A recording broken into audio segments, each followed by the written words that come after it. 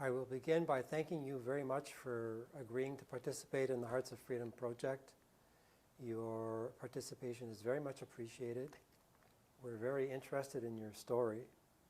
So thanks very much for stepping up and agreeing to share it with us. Let me begin by asking you your name, please. First, thank you so much for having me here today. And my name is TINH DUC BUI. We say in my Vietnamese, Bùi Đức Tính. Okay. And where were you born? I was born in the southern Vietnam. In do you remember the name of the village or the town? Or? Yeah, it's Phong Vinh City. Okay. Yeah, I think that's it. Was it anywhere near the capital of the? Yeah, it's near Saigon. Yeah, near Saigon. Yeah, not too far away from Saigon. Yeah. Okay. Do you have memories of when you were a child in your where you lived? When you were an adolescent? Oh, so much memories when I was a child, but narrowed down to what happening related to my escaping. Probably I would say from very young as a child, I only witnessed my country and its people suffering with communist regime.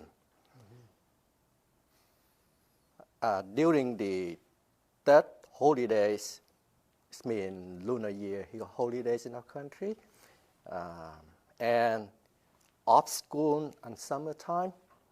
I'm not going to school yet, but my father, he was a teacher, so he off long on the third and summer holidays. So normally we follow him, I mean my parents, to the countryside where my family have land, and also that where my grandfather and grandmother buried. So we enjoy the good time in the countryside and lots of good fruit trees there. But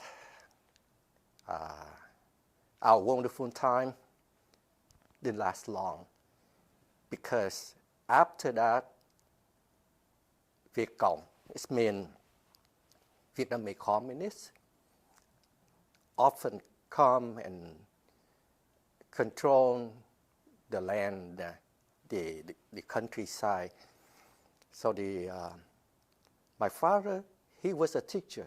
To communists, it means he's a civil servant of the government. So we not be able to go back to see the land again. I remember one trip he took me to see the land. He just sneaked it in, to try to visit his parents, where they there. But we came there and I saw the people from my village escape to the market where there's a Southern soldier. They protecting them. They are afraid of Viet Cong. They carry on the boat everything they have or they could grab it in hurry. So chicken, pigs, dog, cats, everything in there crowded, and they roll it to the market. Wait until the communist troops withdraw so they can go home. So that day we had to go back to the city, and that was my last trip to the countryside. Later, when I growing up, go to school, and I knew why the people in my village, they are afraid of communists. They afraid of the extremely brutal of communist regime, especially ever since they took over the north. Took over the north. I can give one example, especially in the they call it land reform. The lady named Nguyễn Thị Năm, she known by her straw name, so they used to call her Mrs. Nam Cá Khăn Long. That's her straw name. She used to be, was called Mother of Soldiers by communist regime because she donated lots of money for the party. And also, her two sons was a high-rank officer in Viet Cong Army. But when they seized the power, they took her as a sample. After they took the power, she was set to the land law range. So she the first one be executed to give an example to the land reform campaign. Not that's it. They seized all of her properties. Her two sons was stripped of whatever in the army and sent to in prison for many years. I can't remember exactly the number, but many years later, the family found where she was buried. So, and then later, the most shocking memories when I was young. That was massacre in Hue, 1968. It was holidays, supposed to be ceasefire. Every year, ceasefire on the New Year is important holiday. It's a big holiday, like Christmas here in Canada. You know, the massacre at any time is unacceptable, but it occurred on the New Year. That was unthinkable. And I was in the volunteer team. They call it youth volunteer. Come to help the people in Hue. We are 100 people, young people, volunteer, flew to Hue, try to help the people there to find the body in the mass grave.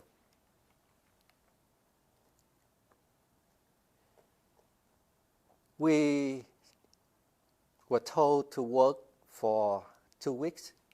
We carry our own food because the city is not back to normal yet. After communists seized it for 26 days, killing, lost of damage. So we prepare our own food so we not bother anyone.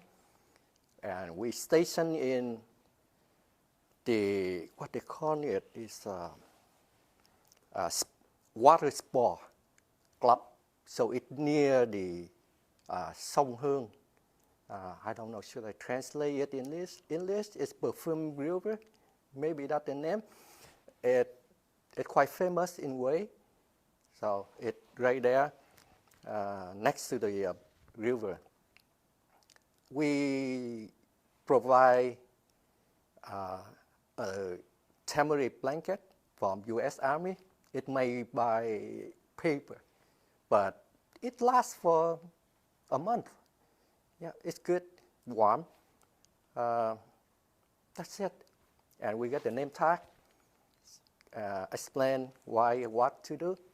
The city is still not under control yet, so the curfew is at 2 p.m., but it means everyone on the street have to go home, but we are allowed to work until 6 p.m., depend on the day and the sun. So our job is digging and try to bring the body and their belongings to the surface, so the relatives can identify them and take them. We work from morning to the evening. When we go back to where we temporarily live, they have a big pot of water with soap in it. We soak our clothing, working clothing in there, and then go to the river, wash it, but you never can wash on the smell. If you witness, it's hard to believe with your own eyes, and it's unbelievable. The people mostly the school was broke in, but most of them were barely just alive because each of them were tied, their hands tied, and connect together, tied by telephone wire. Telephone wire in the army is very strong. It's small but very strong. They use in the army. So they would tie with telephone wire, and about 20 people tied together again. So once they beat one, fall to the grave, to the hole, whatever, then the rest follow. So not all of them die instantly. Most of them still alive and very alive. You look at the way the body in there, you can see they struggle to survive because they're still alive when, dug or whatever in there. Where I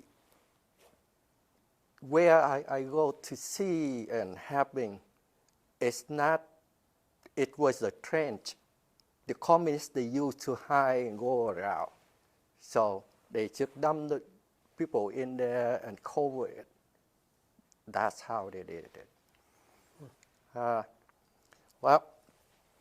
And that was the most shocking memory.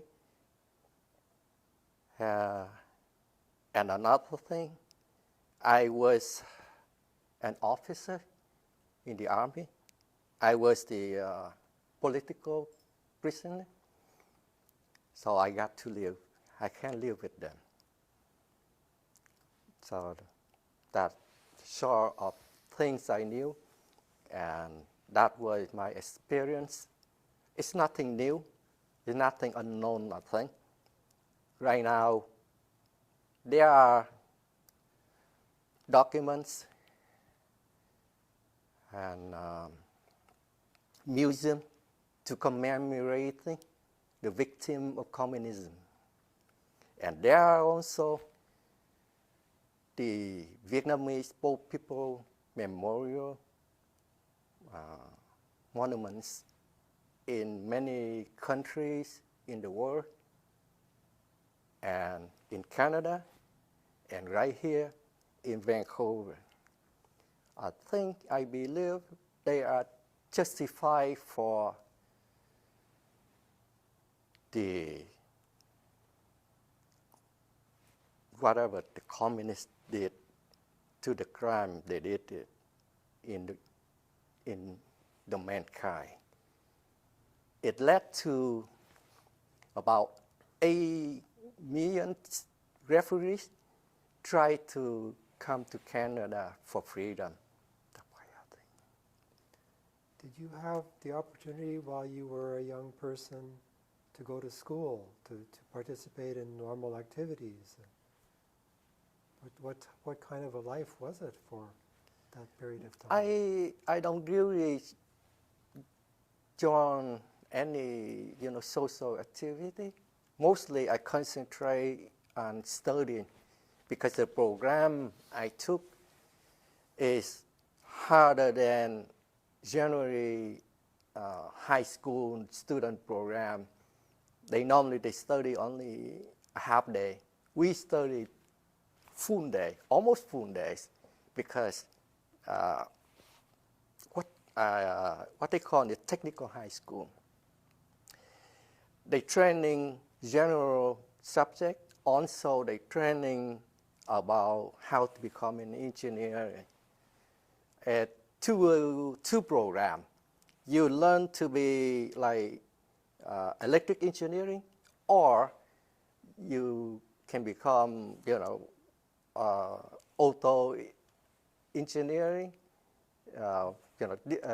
Different, but they have 5 subjects to become specified. But another program, they call it math for technical. That's different. Every year they take only 40 students. Those students taking math important, and also the second one, but that the most important is drafting machine. So those 2 subjects are most important, but they also have to learn another 5. So few months in electric, few months in mechanics, and few months in welding. That's how we learn. So our program is harder than general high school guys. So I don't have time to join or do any social activity. Thank you. Mm-hmm. So you mentioned that your father was a teacher. Yes, he was a teacher. And did your mother have a career? Did she work? Not when I was young, because as a teacher and normal life, it's okay. She normally mother try to taking care of the family and the children, so she didn't work. Did you have brothers and sisters? Yes, I'm the oldest. I have another brothers and sisters. How many brothers and sisters? 2 brothers and 2 sisters. Okay. Yeah. They are here in Canada. Oh, everybody. Yeah. Later I sponsor them, and later they escaped too. And then I sponsor them here. Yeah. Okay. From refugee camp. So you said that you left the country when you were around 25 years old. Yes. Yeah. Okay. So yeah. I'd like to ask you about the 4 or 5 years before you left. What were you doing? Like at around 20 years old, 21 years old, what were you doing then? Yeah, thank you. I supposed to study to become an engineer, but I was trapped in the army. So, and our soldier stay with the unit until the end of the war. So that's mean April 30. But on the night of April 29th, I was surrounded by Vietcong troops, but I didn't give up yet. So on the morning of April 30, I became a prisoner of war. So they temporarily kept me in house by house until later we were sent to the camps. They call it education camps by communists. That's why I didn't left Vietnam right away or earlier. And then after that, about 3 years, I was released from the camps. I used my older, younger brother's ID and escaped to the port city with my friend to build a boat. We're planning for escaping. How did you get to the port city? Well, it's, I have to go back a little bit. We bought the, we took the engine from the old tractor, it's a John Deere tractor, to fix it in the river boat. We planned it for escaping. It's quite hard because, you know, the engine we use on the land. It's not marine engine, so the cooling system is have to be fresh water. So the fresh water cooling, the engine have to be run through another system, salt water, to have it cool down, because the engine stay in the boat. There's no air to keep it cool, right? Mm-hmm. So it's quite tough, but if we build it convenient or good for escaping, then they knew we escaped it. So that means control the boat. My friend, he have to use the clutch and changing gear just like driving a tractor. And I was on the roof of the boat, supposed to steering the boat. And I could control the gas fast or lower, but I can't change the gear. So he have to work with me. But somehow he very good. He send what I need and use it. Yeah, so two people driving a boat. That's how. And we knew if we use the riverboat to escape on the open sea, that's very dangerous, because the strong wave could break the boat. Or, like the photo I have for you in the CD, you can see the boat is open. It's open, it's not covered. So high waves could just submerge easily. Mm-hmm. But any boat could run in the open sea, then it was followed by police. So that's why we have no choice, no another option, so we have to use it. And the first attempt to escape was failed. When we come to Port City, the people supposed to meet the boat, they lost. So not many, just only few people can get. So we cut off the escaping.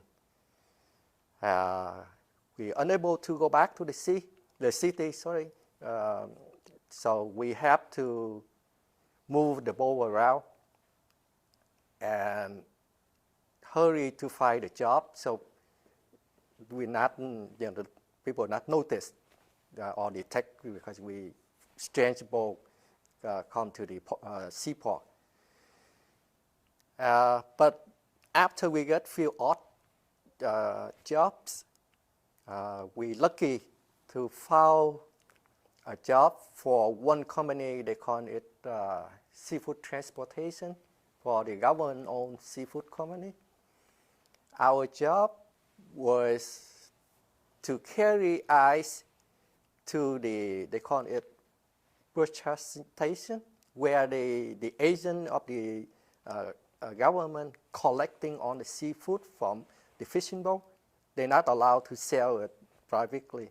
So they collect all of them, and we carry ice over there so they can keep the seafood fresh. Then we carry the fresh container seafood back to city.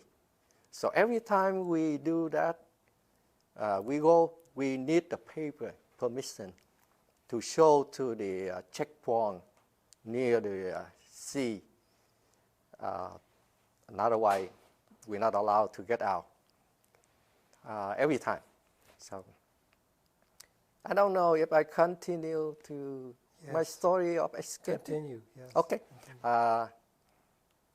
So after about 2 years to work like that, one thing they require from my boat is the roof, because you see on my drawing, the boat was only 1/3 of the back is covered and the front is open. So we require to have the roof, temporary roof, to give a shadow for the ice, so it's not melting too fast. But that's a good thing, because with the roof, we can hide the people later in the escaping. We're very happy to be there, to do that. So that's one thing. Another way, after 2 years, go back and forth from the city to the open sea. The police station over there knew us. The naval army around there know us, and our regular trip to the sea. So after 2 years, one day in March, we report to the office. Our engine boat was broken. It needs to repair. So we don't take any delivery trip. We took off the engine cover and some part of the engine to make it look like it under repairing. And then we walk around to ask the boat, people on the boat next to them, how to fix the engine. And we're searching for the body engine parts. In that time, our relative and friends start coming by small group. It's the normal. When the boat fixing or didn't do anything, didn't go out, in our country they used to have drinking, just got together and drinking, and So we use that as normal. So we make up drinking and have a small party while we keep fixing, because we get help from another people come in help us. So we go into the store to get more liquor. We walk 2, we come back 5. We keep doing that, or buying food for drinking. We walk up 2, we come back 4, 5. So that's how we snuck the people in the boat. Until in the afternoon, we put everything together, reassemble.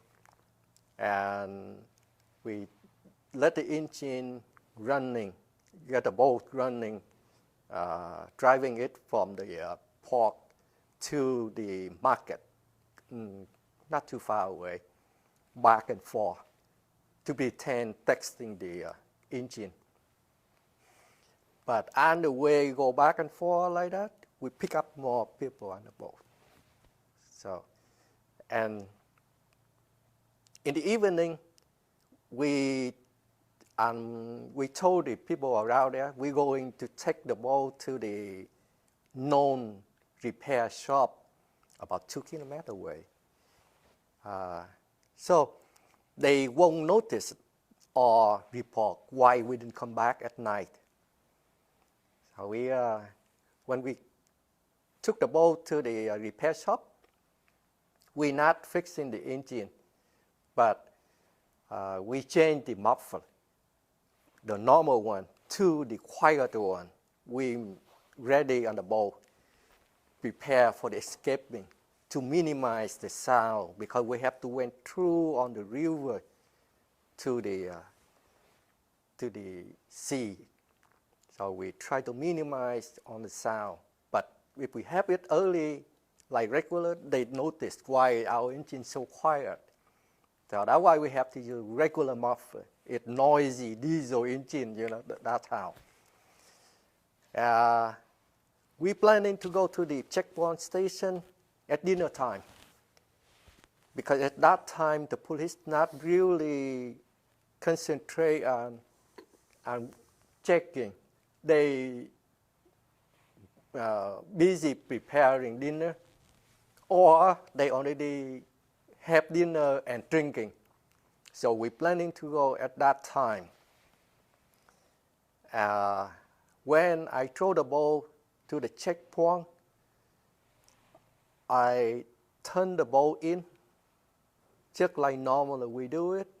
Halfway, then I change direction and go straight to the sea, pretending like some friendly officer give signal to us, keep going, don't need to come check in. So that's how we, another luck is a dark night and rainy night, so we escape to the international water. So you mentioned that you and your friend were looking after a boat, and you were doing some work going back and forth. Yes. And this lasted for about 2 years. Yes, sir. And then at some point you made the decision with your friend that you would escape and you would help people escape. Can you talk about that, please? Yes. Just like I say, the first attempt to escape will fail. Mm-hmm. So we still keep our plan, but we cannot do it right away because some strange boat from another town, city come there. If you go, you don't have paper to go to the open sea. So we need to build the relationship and trust. So that's why we stay, and it took us too long because two of us on the boat quite young. My friend's brother-in-law, he older. He played a role of the owner of the boat, and he played perfectly because he come from countryside. The way he talking and his body, working man, and so he played perfectly the owner of the boat. We are call it brothers, relative brother, not blood brother. So we work there. So his older brother and me supposed to drive the boat, and my friend, he's former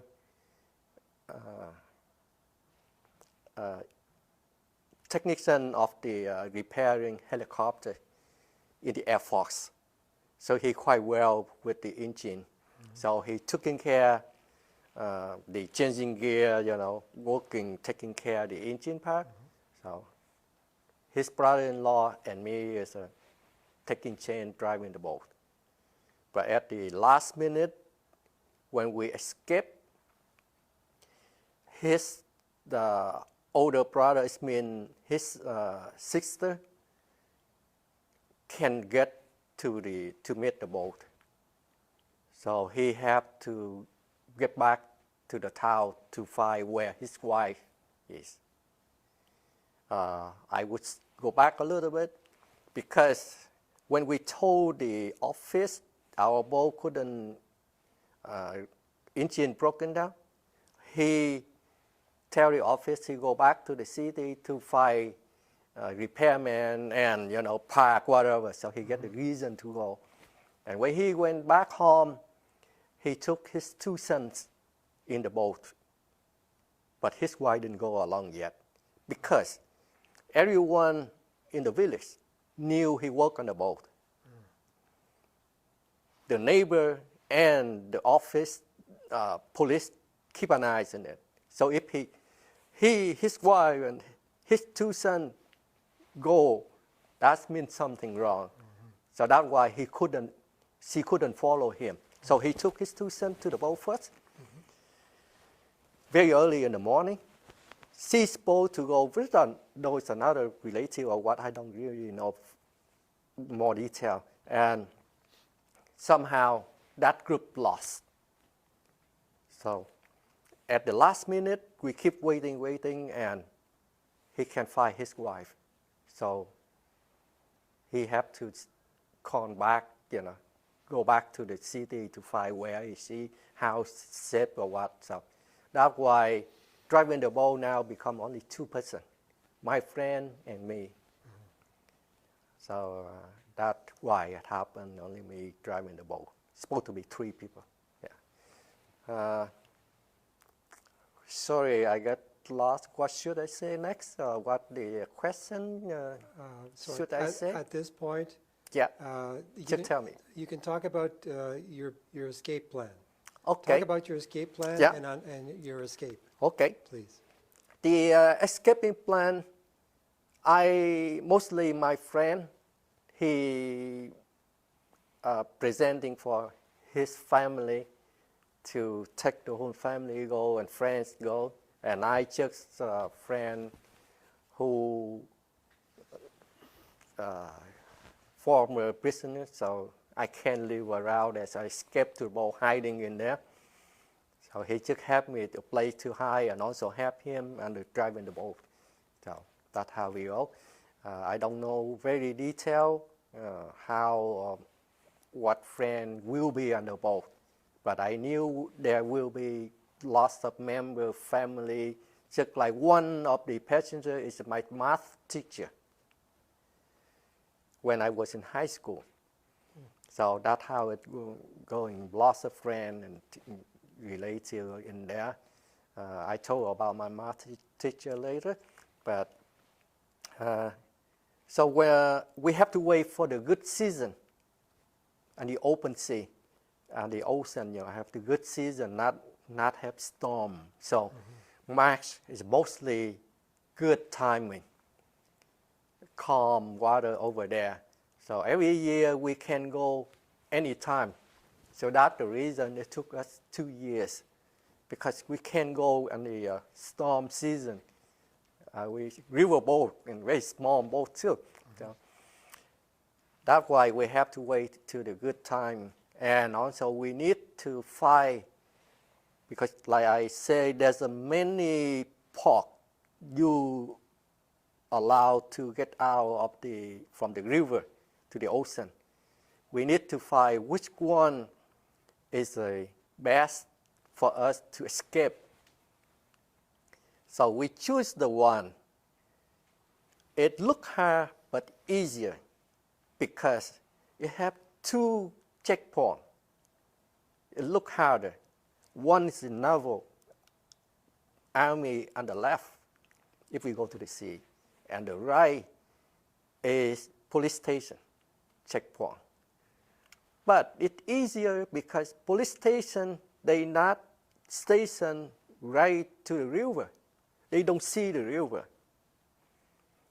You have to walk in couple office, couple house, so they don't see in the river.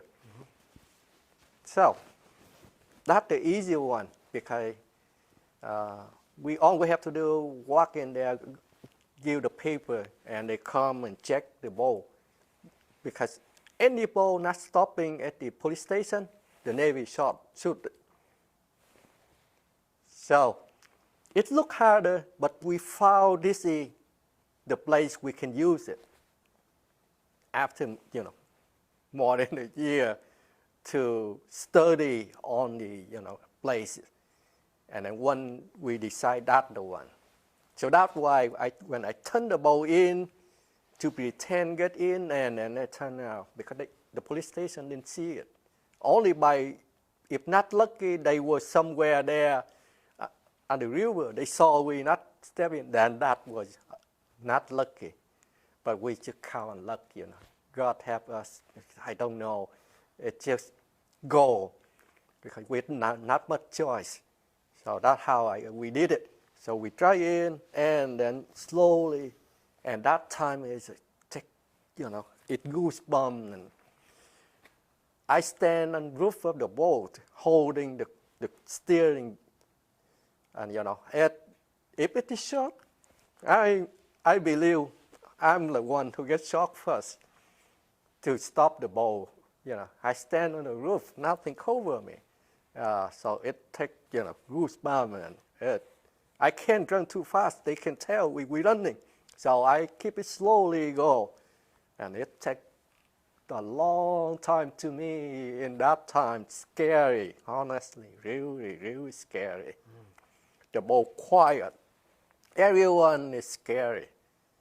But by luck, they didn't notice it. So we passed the naval and go to the international water at night time. That's how we escaped it. Okay. Yeah. So you managed to get past the police station Yeah. and the Yeah. naval Yeah. officers, and you get into the international waters. Yes. Can you talk about what happened from there? Right. Thank you. After, on the third day, we saw the flashing light on the picture in the land. And to what we calculate, we believe that the land belonged to Malaysia. So everyone very happy. We knew we're not lost, and we knew the land is very close. We can see by eye, by flashing light, red light. It means freedom not too far away. We're very happy. It was about 4 p.m. And then after that, I think about 6 p.m., about a couple of hours or 1 hour, the pirate ship show up. They are Thailand fishing boat, but you know, they are also pirates when they attack. Mm-hmm. So they close up to us. They see we have no weapons. So they start to get close and jump in. We fall off. Pushing them fall into the sea. So after they get back to their boat, they follow us and start attacking. We keep follow the light and keep going. Then they follow us. So it's about 20 minutes, half an hour, they get close to us. And anytime they get close and start to jump in, I turn the boat to another side because we can run faster than them. Mm-hmm. Our boat small, half size. Mm-hmm. Where their lowest points is equal to our roof of the boat. So they're very tall and high and big boat. So all I have to do is turn the boat suddenly to another side to avoid it. And also we use the, what I call it, impressive fire. You know, we get gasoline into the bottle and throw it to the boat. So they caught fire. It not much damage, but it's slowing them down. They try to, stop the fire, and then, so that's why every half an hour, longest about half an hour, they follow us again and attack again. So keep going, and we keep throwing fire to them. One lucky bottle, it falling in the cabin of the captain, but I don't know how damaged. We could, it's about over 6 p.m. So you don't see much clearly from the distance. So we don't know for sure what's happening inside the cabin. But it's one of the good show throwing. Somebody got it into the cabin. When the first one I turned the ball, suddenly we lost one man.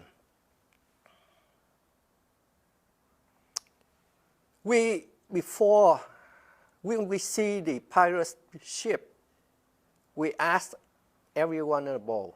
My friend, now I just try the boat. I'm his relative and friend, so he taking care of that. He asked, should we give up to let them do what they like, or we fail? And everyone on the boat would rather die than let them come in and assault us. So that's the decision. So that's why we decide fail. Everyone pick up whatever they can, stick whatever they have to keep in their hand, and they surround in the boat. One of the men stand too close. When I turned the boat, he fell to the ocean. So we lost that first young man. We can't stay and save him, so we got to continue. And secondly, when I turned the boat like this and he fell that, it means the boat will ran over him. So chance to survive very small. And we have no time to stay, have him. The only thing we did is throw whatever can float on the boat to wish if he could wrap up one of them later to survive. That's the only thing I did. And around 8 p.m., they used light signal to call another ship. Because if they come to one side, I go to another side. So it keep going like that. So we turn around to get back to Malaysia. They turn around to follow us. So that's how it's going. So every half an hour, we have one fight. 8 p.m., they use light signal calling another ship, and another ship come in. They didn't attack us right away. I don't know why. Maybe they study how or what, or they didn't really want to attack us. I don't know. But around 10 p.m., it's quiet for a while. We don't see them. They turn off the light, and it's dark in the ocean. Mm-hmm. But we knew they not give up. They somewhere close to us, and we don't see them. And that time, my friend was injured because after we running high speed to avoid attack and running, the water boiling and released it. We use the tank, portable tank for the jeep. It's small tank for the jeep to keep the water. So the lid not designed for keeping high pressure. So when the water gets boiling, it releases the hot air, and my friend gets burning in his chest. So he can't control the boat. And I'm only one on the roof. The only thing I can do is faster or slower speed. I can't change gear, can't do anything. Can't go back. So, and suddenly everything bright around my boat. They turn on the light, suction light in their boat. It's just like daytime, bright, hot. You can feel the heat from the light. And then two boats from the left and the right speed up and ram us same time from the left and the right. So the boat cut in two and sank. I was on the roof. The only thing I can do when I see the boat get in is pull on the gas, pull the gas down so the boat just dropped there. And then I turn the boat to one side to avoid the direct hit in one side. Just think I have a quick react of so the boat stopped, the engine stopped. And then the boat still landing, but didn't have much. I feel the force throwing up to the air. Then when I think I'm alive, water in the ocean sucking in. So I get up to the surface and I see just like daylight, 10 p.m., but it's bright. You can see the ocean with just like you between the garbage area, all belonging on the boat, broken wood, whatever, they're everywhere under water. And people yelling and crying. I grabbed one piece of wood right there, and then just swam a little bit, and then I heard someone call me, and that was my friend's younger brother, and he told me they use a knife and then he get injured in his head. So I look at there's a blood in there, so I I got the water and wash the blood to see how deep is it, and look like it's not too deep. So I told him, I give my board to him. I say, hold the wood, going far away from their boat. Don't let they see you.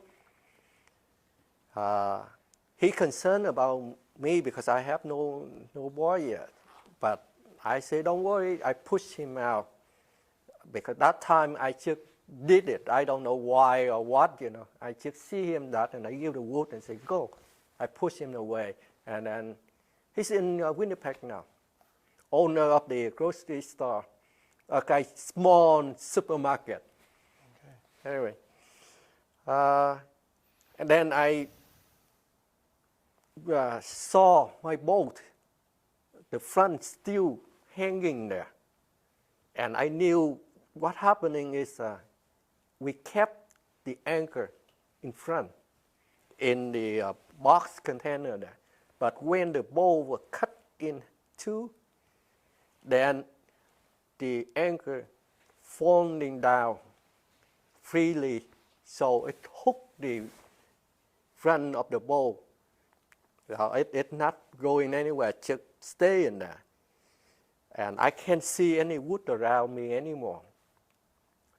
I can't survive if I don't have anything floating.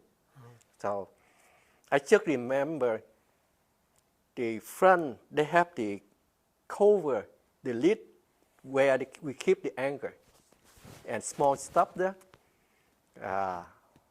So I swam to the front of the boat and try to wrap it,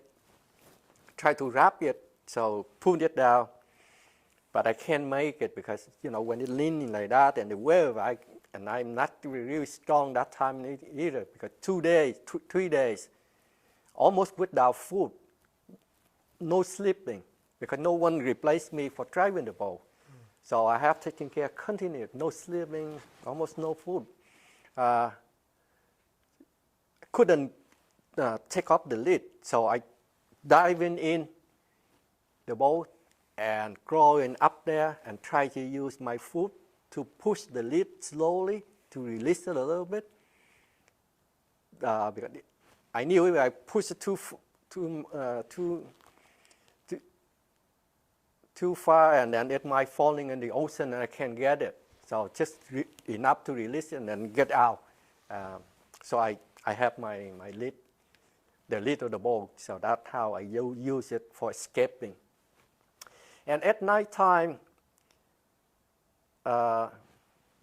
we stay away with the pirate ship. Two of them, they picking up the people from the boat to rape, whatever. I don't really know more detail in there. But at midnight, over midnight, I see the flashing in the ocean in front of me. That was the effect of, they call it bioluminescence. You know, the creature in there, they give the light when it disturbs it. So I see the flashing light, blue light in front of me. I knew something in front of me. And the most intense to me is a big fish, a shark. So I pray with God. I say, just one bite. Let me go, just one. Don't let me suffer too much, too long. But I see it's not coming to me.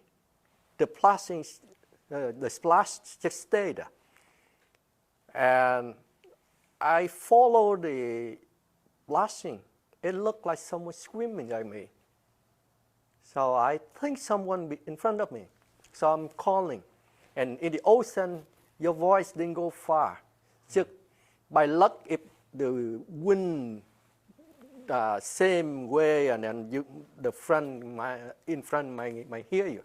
So by luck, he hear me. And he called back my name. I just asked who in front of me. And he said, oh, he called my name because everyone on the boat know my name, but I don't know everyone, 73 people. So I told him, don't go anywhere, wait for me to come up.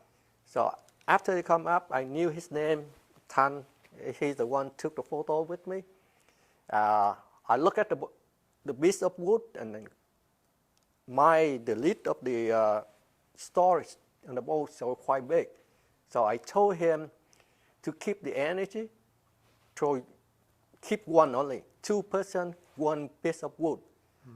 And also I told him stay the upper body close together to keep warm and also keep the heat slow, not lost in too fast. So that's why he wrote in the photo that the warm in the ocean when escaping in the photo, when he noted, you notice later. And we holding on the wood and we remind together, keep moving the feet, screaming.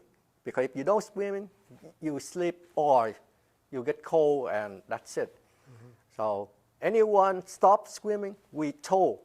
And he see me not scream, he remind me. So we keep moving our body. So 2 hands hold the wood, the feet keep moving until the morning. In the morning, around 10 a.m., no more boat. We don't see any boat around us. Some of them go in the early morning, but we calling them, they never see us, and they can't hear us. So they keep going. And 10 a.m., it means too late for fishing, going out for fishing. So we really worry. That's it. And then, luckily, 2 boats just right behind us. We hear the engine of the boat, and we turn back. We keep follow where the boat coming out. We didn't notice in the back, but then we heard the engine from our back. So that was 2 boats, 2 small fishing boats come back. And they saw us and they saved us from the ocean. Yeah, so his friend, my friend go another boat and I go pick up another boat, so 2 boats together. I told the fisherman I was hungry and thirsty. They say they go fishing, they come back, they don't have food. And then somehow they come out and tell me to put my hand out. They give me 2 spoons of sugar and a glass of water. I had it. And then I passed out. I don't know how I did it. But when I wake up, the policeman, he was civil clothes. he told me, go to the station. We follow him. Then he stopped by the, the shop, the coffee, like a coffee shop, and a small one. And we have a glass of tea with milk and sugar. Oh, it's wonderful.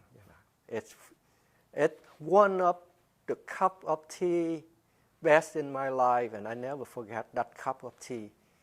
That's so wonderful. Then we go to the police station. There's a BBC reporter there. They knew my boat. They reported on the news. My father, my family knew my boat attacked. Yeah. And in the Malaysian hospital, I met my math teacher. He wear the Malaysian, what do you call it? The wrap around Malaysian. Right. Not sure. Yeah. That's right. I surprised and I asked him. After he was picked up from the pirate ship, they saw him have the rings in hand. They tried to put it out, can't, so they grabbed the knife. He jumped to the water. The guy followed him, so he luckily he hold his pants or something, I don't know. But when the Malaysian, he off from the pirates. And later when Malaysian picked him up from the water, he got no clothes on it, so they give him that. Okay. He lost it. I believe he lost his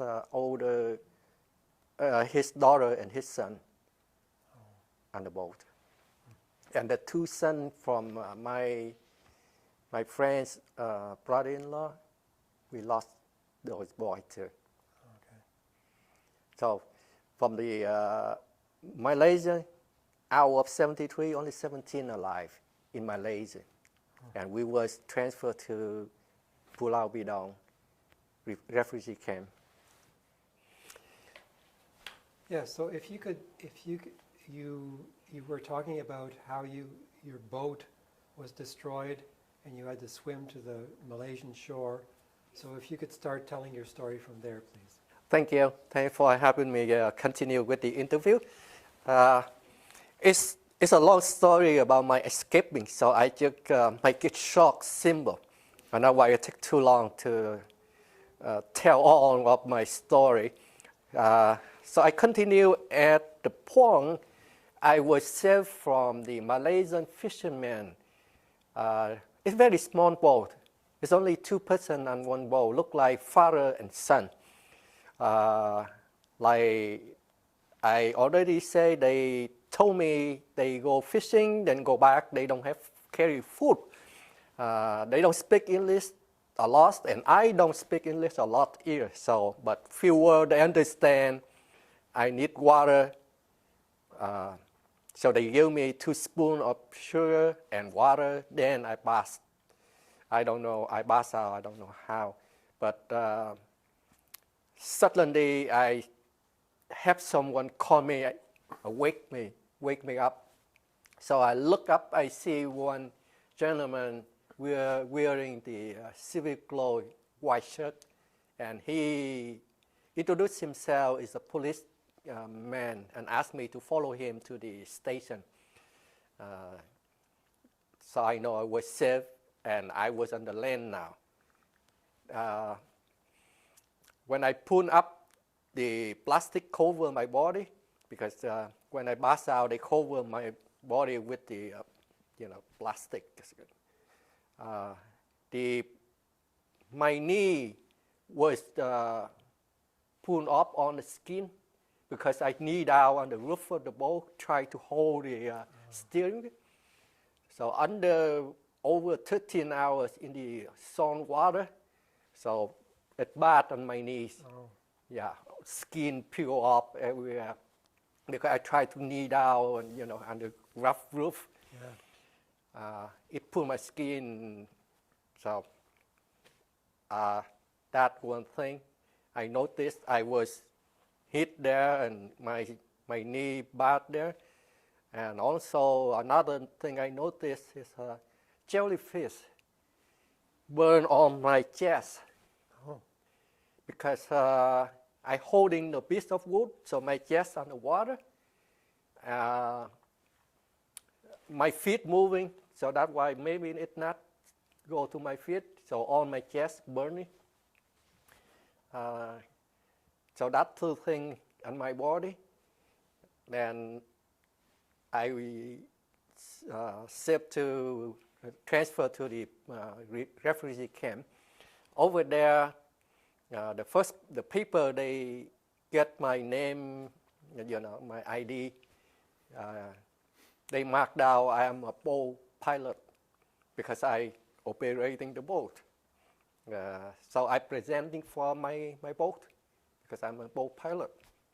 So one day, it's not too far away. I can't remember exactly how long. It's a week or 2 weeks only. One day we finished our tasks in the morning, like cleaning up camp, whatever, we have some tea, and one of my friends, not living the same hut, told me the office calling our boat. So when they calling the boat, the person who presented for the boat have to come up there. So because, like I say, my chest was burning with the jellyfish, so I'm allowed not to wearing shirt when I go to the office. So I get the towel to cover my chest to be polite a little bit, and go to the office. I don't know what to do or why I coming up to the office, but when they call, I just go up. I'm very new there, only 1 or 2 weeks, because I still cannot wear shirt, so it means maybe 2 weeks for the burning. When I came up there, that was my first interview in the refugee camp. And surprised me because I didn't go for paper, applying, no application yet. I don't know what, and that interview was with the Canadian officer, immigration officer. It's not about my application go to Canada, because many people in the camp, they have more priority than me. I just came only a few weeks. But the interview was about my boat, because the Canadian officer heard about story of the boat. Only 17 alive just came, was attacked. So I told the officer about the story of my boat, how we fight off, not to let them, the pirates, do whatever they like to our people. And finally, that the horrible escape. The officer looked at my paper and he told me I was a former officer in the Army of Republic of Vietnam. So I technically to U.S. immigration preference. But he say, if I wish to go to Canada, when I escape, I didn't plan to go any country. Anywhere I have freedom. So I happily replied right away, yes. And the Canadian officer say, thank you for choosing to go to Canada. And he extended his hand to me and say, welcome to Canada. It's so touching.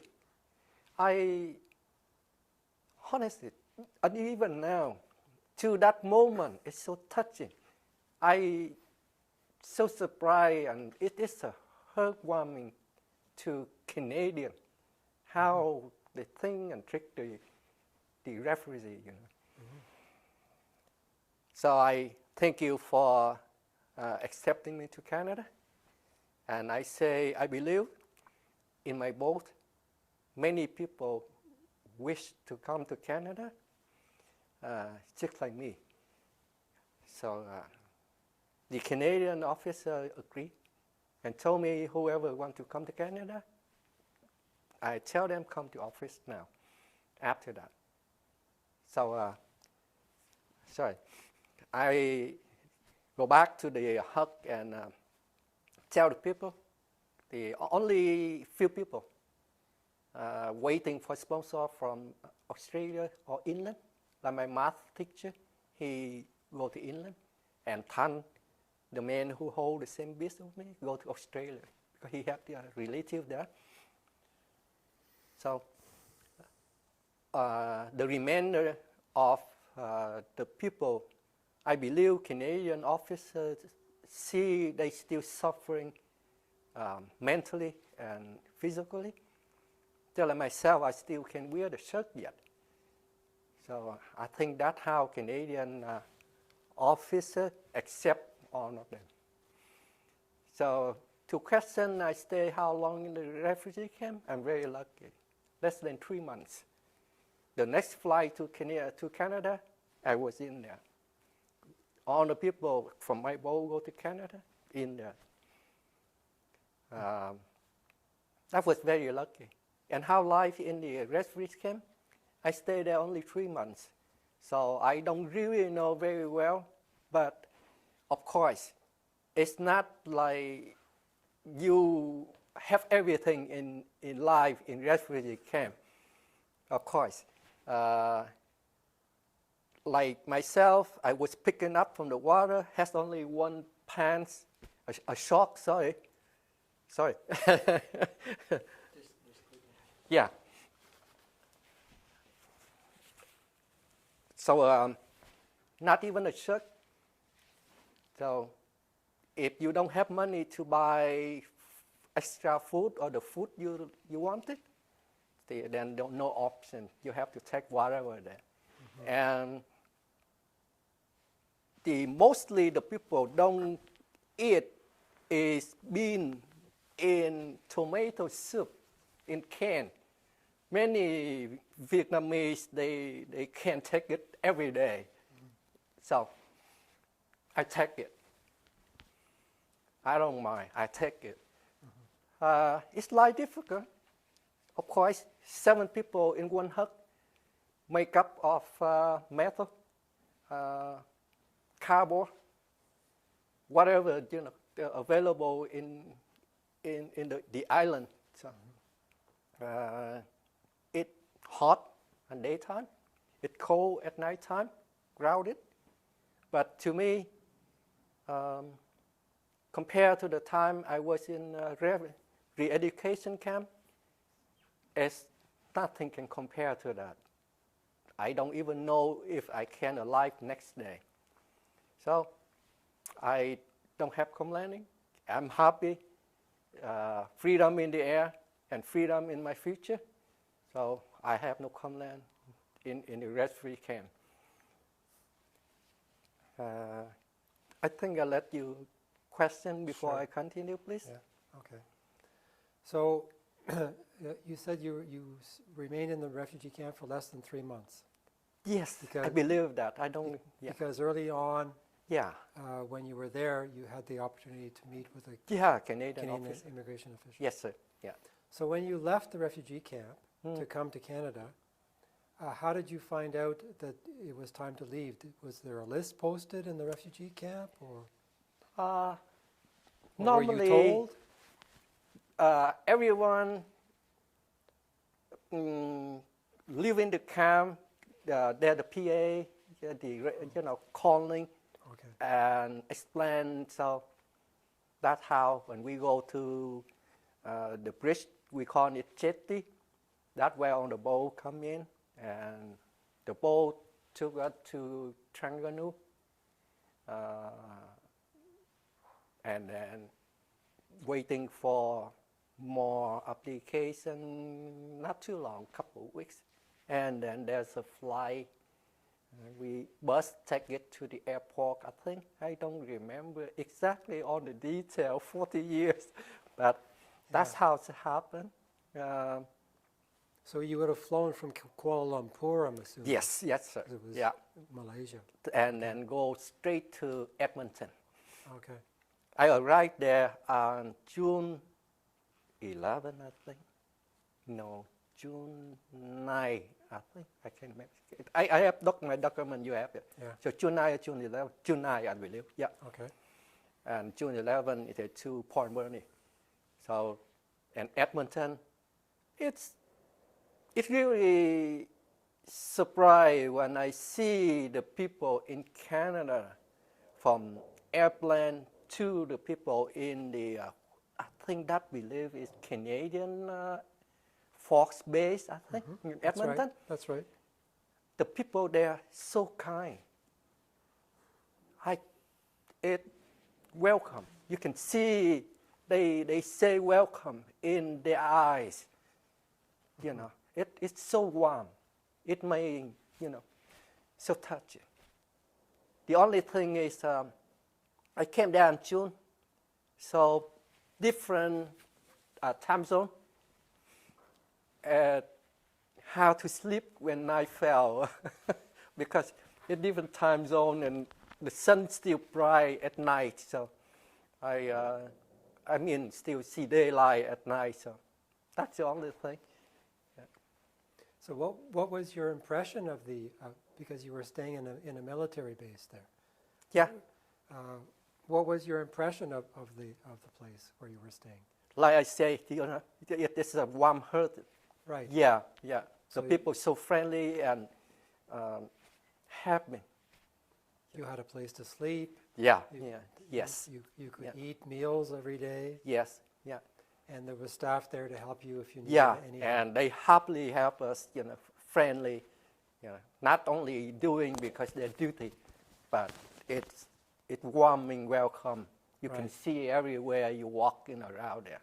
Right. Yeah.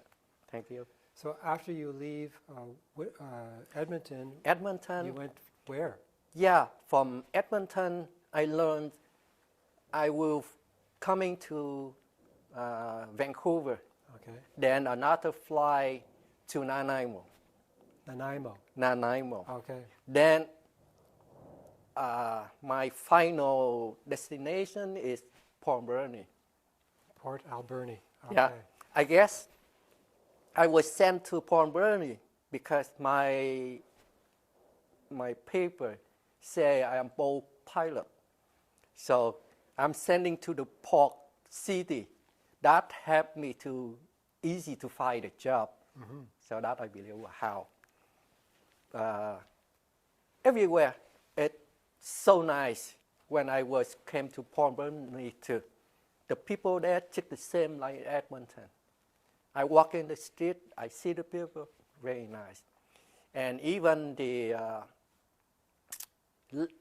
lady, she worked at the immigration, Port Moresby immigration office, the officer, to directly helping us. She's so kind.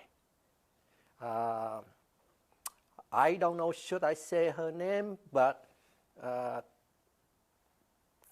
I just call her Anne. Okay. And more information you can Sure. I can tell you later, but not in here. Mm-hmm. I don't know if it's okay with her or not. And Anne is very kind. She worked not because her duty, but dedicated officer. Right. She worked even off time whenever the refugee there needed. Mm-hmm. I believe we have about 17 people. I'm not so sure. But I don't know 17 is a totally refugee or some of them immigrant. So that means you were sponsored by the government. Yes, sir. Right.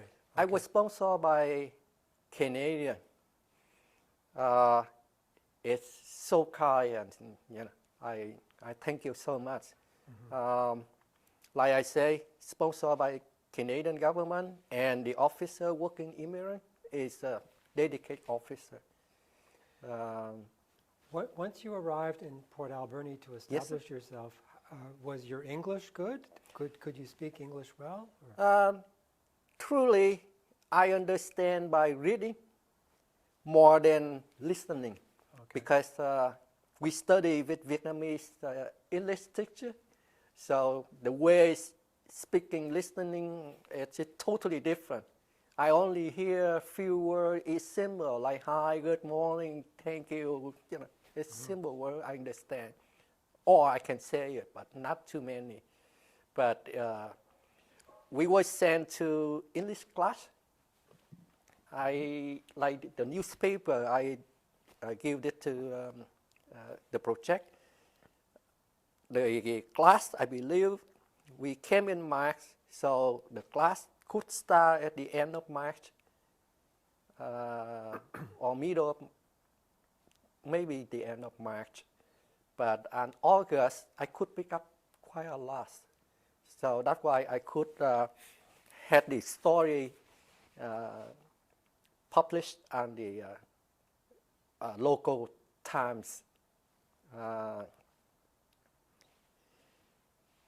The life in Port Burnie, I think it helped because, in my case, we live in a group. It has 2 Cambodians. One Vietnamese come from the north. I was Vietnamese come to the south. But unbelievable, we just friends in one day. We walk to the class in the morning together. Mostly we have dinner together. 2-bedroom house. 2 young guys. The one from the north, Vietnamese from the north, and another Cambodian. They are about an age together, so they friends. Older Cambodian with me, and we are just friends. It's amazing. It's 4 people living together. I believe that helps you feel not lonely, I think. Yeah. We just friends. We had a good time there. And upstairs is my English teacher. And her boyfriend upstairs. She rented. So surround me is friendly people. So it helped a lot when you were in the country alone without family and friends. I have no one. When I came to Canada, of course, life when you start from nothing is hard, but I don't complain about that. I understood it got to be start with hard work. We start with 0 money. So the Bank of Nova Scotia give us $10 to open the account, not withdraw it. You got to keep $10 there for open account. That help you to cash your check. So that's my first $10 from Canadian. I was fine with me, you know. Not I have to, because my English a little bit better. So the program teaching, I'm not too sure how long for the government planning, but myself with the group of Cambodian, some Cambodians speak English well too. They with me, the guy living with me, he speaks English well too. So we call it graduated. After a few weeks, there's a short ceremony. We walk by, shake hands, and graduate. So we get the, I'm looking for the job, and I got a job. And the photo with the news, you can see the note, hand note, say seafood processor. That was my note. So it means in August sometime, I get a call from seafood processing, call for an interview for the job, and I got that job. It's a hard job. You have to go to feed the fish on the barge at the middle of the ocean, near, not middle of the ocean, you know, in the water, and surround no house there. You walk around feeding, rain or shine or snow. Stay overnight. If some people scary, then I don't think they can stay overnight for one night because noisy and the dark, and you have to wake up middle of the night many times. As a radio call you from the base, you go and check and report it to see how the net and the fish there. So I get the part-time job there, and also I found some job in other places. So I keep going, and then one day I read a newspaper. They have a job in Vancouver, and I wrote the resume and hand letter to the owner, and he hired me to work. I stayed there and worked, continue for 39 years. I, get up to many, because I learned new skill, so I move around to many parts in the company, but I'm not living there. They're very kind. Even some company call me and ask me to, better deal, but I stay because he the one who helped me from beginning, and they so kind. So I of course money is need, but I mean I need freedom more than money. So Yes. whatever I live comfortable, that's good enough to me. So I stayed there for 39 years until the day I retired. One place. Did you ever get married and have children? Yes, Okay. I did.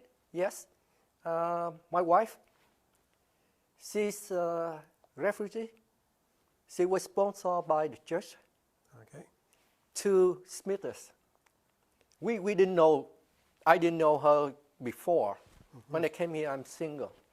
But two friends, and we had chance to meet together. Finally, about a year, I married her, and she moved to Vancouver and lived with me. So she was a refugee, sponsored by the church. She and another 3 brothers came to Malaysia. Okay, but her father, mother, older brother, and younger sister escaped about a year after her. On the boat, never came to the land. Until now, we don't know what happening to the boat. So everyone on the boat missing, include her dad, mom, brother, and younger sister. How many children did you have? I have 2 now. Okay. Are they boys or girls? 2 or girls. two Yeah. girls?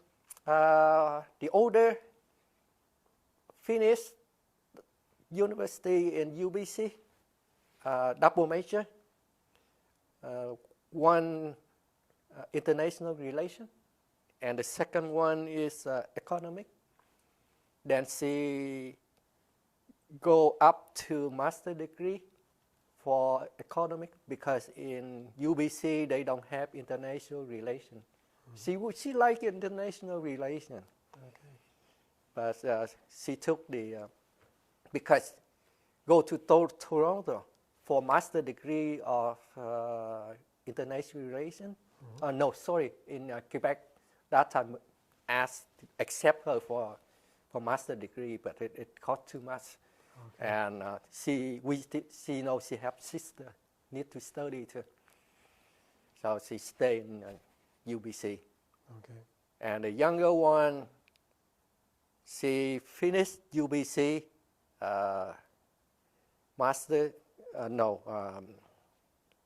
bachelor for English, then accepted for master degree in University of Toronto for master degree. So that the kid doing well. Do your daughters have families? Yeah, Also? they don't have Okay. family. Her husband is teacher. Okay. He's also UBC engineering, but he likes teaching with children, with kids. Okay. So he give out after finish engineering, he continued to train to become a teacher. So he's teaching in Surrey now, Okay. and his background is engineering and math. It helped him a lot. So he volunteered for the robot, teaching about robotics. A few weeks ago, his team was one of his team. He had many teams, but 2 teams won the go to international competition. So quite good on that. That is sharing. Good. Yeah. So now I'd like to ask you the final question, and the final Okay. question is, if let's say someone from a college or a university asked you to come and speak to the young Canadians about what it's like to leave your motherland to come and establish yourself in a brand new land like Canada, what do you think that you would want to share with the students? I think I would tell to the next generation. First of all, freedom is not free. No. It comes with a cost. Yeah. So I would like the next generation remember. Sorry.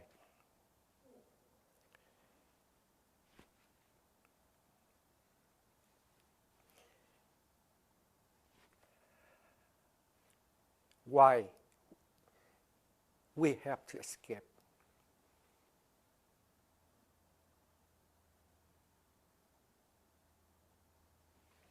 Sorry. It's okay. Take your time.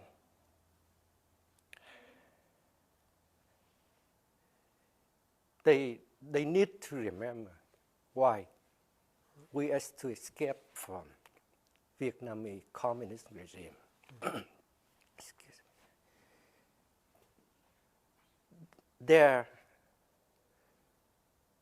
atrocious is not only in the past, but continuing until today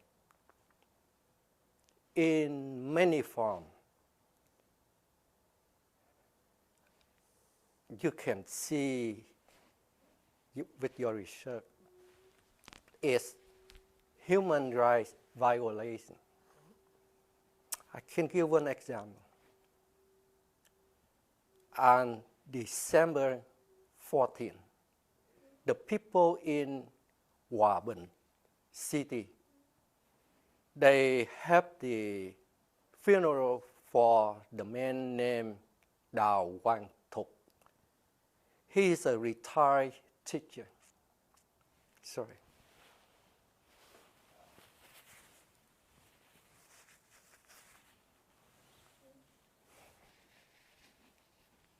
He often comment on the social network about the unjust policy of the government and the way the government give our land, our islands to Chinese communist regime. So he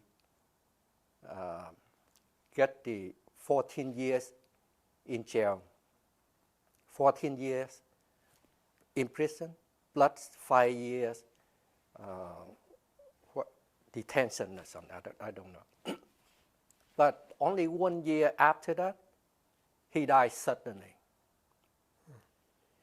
And while he's serving his term, nobody knows for sure why he died. And the body, that funeral is very special.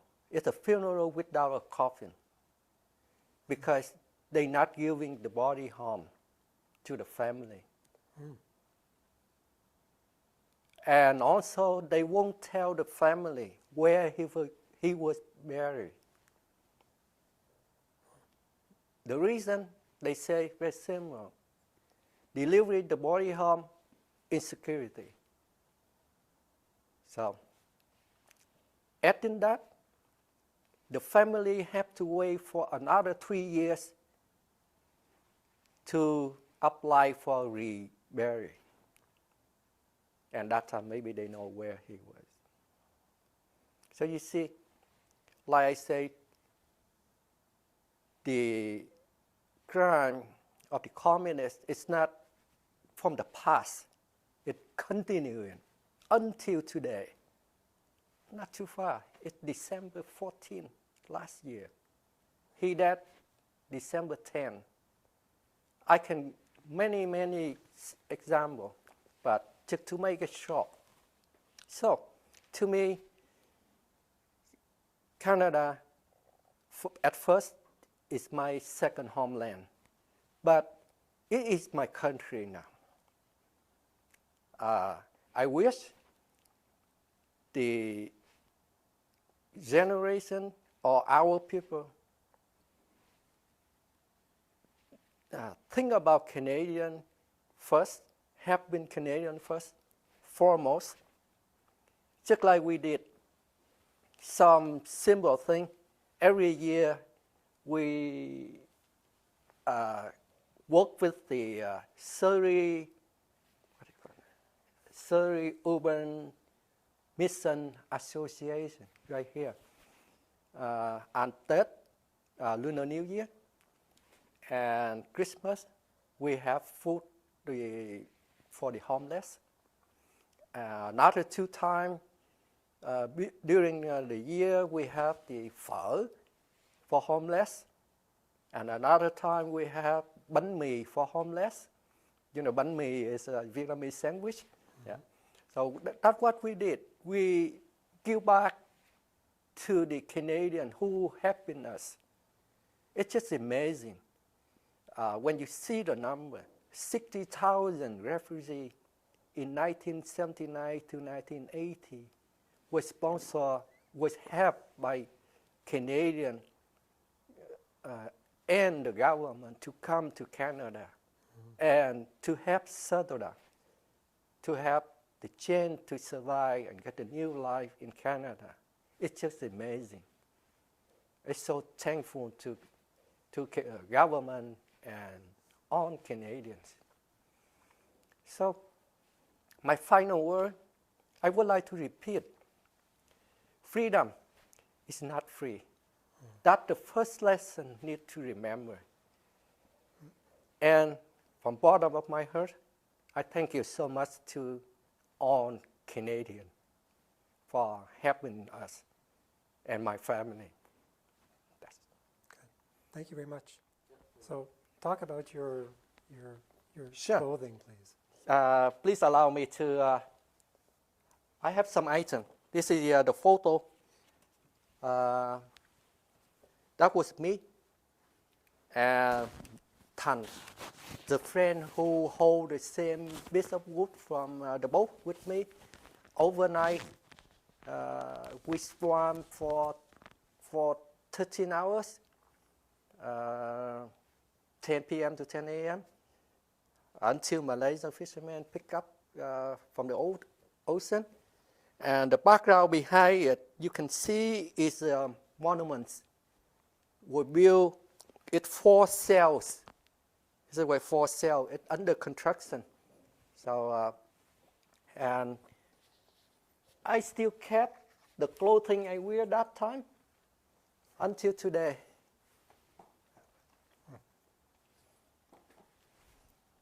Like you see, it had some pain in here because I was called for interview and I was asked to do the job right away, so I don't have time to change your clothes. So I got some pain on my clothes, but it's worth to me, and I still keep it. You can see the color there. Yeah. Mm-hmm. Yeah. Now,